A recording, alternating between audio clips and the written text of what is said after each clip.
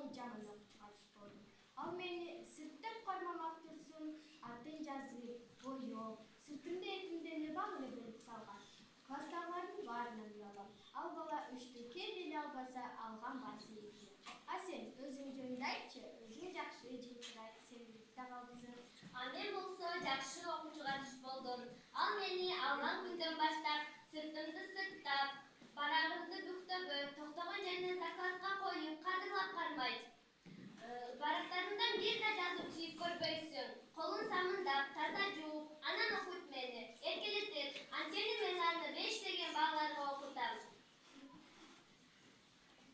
Ким китепти кирдесе, китеп баркын бир десе, жууп салып барагын, орой салса бир нерсе. Ал китептин душманы, ким китепти сүйбөсө, кадырына күйбөсө, жылым этип